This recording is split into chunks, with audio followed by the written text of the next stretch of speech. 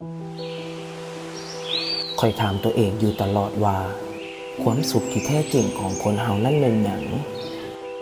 ซึ่งคำตอบก็บ่สามารถอธิบายได้ทั้งหมดเพราะความสุขของคนเฮามันต่างกันบางคนสุขที่ได้ออกไปผจญภัยบางคนสุขที่ได้อยู่แบบพอเพียงง่ายๆหรือความสุขก็คือการให้รางวัลชีวิตแก่ตนเองเช้าวันเสาร์ที่1 ธันวาคม 2018ข้อยพร้อมกระเป๋าคู่ใจได้ออกเดินทางไปอำเภอสังคมจังหวัดหนองคายประเทศไทยเพื่อไปสัมผัสกับธรรมชาติ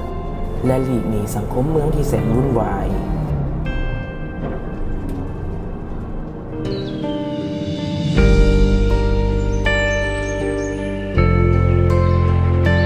ในทริปนี้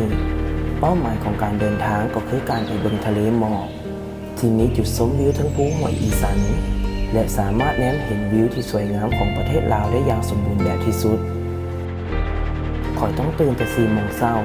เพื่อจะเดินทางด้วยรถหมอกที่จะนำพาเฮาขึ้นถึงภู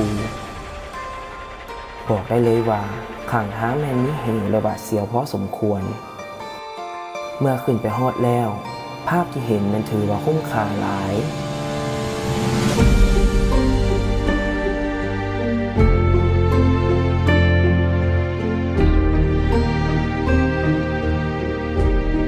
ข้อยเชื่อว่าใน1 วัน 24 ชั่วโมงของคนเฮามันเท่ากัน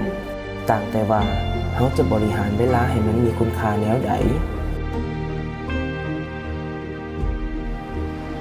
บ่ต่างหยังจากข้อย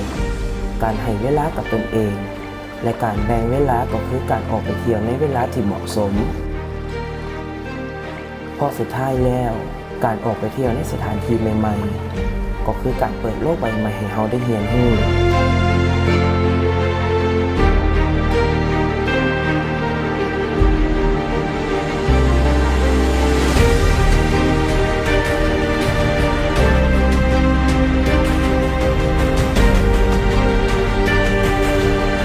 และเจ้าดี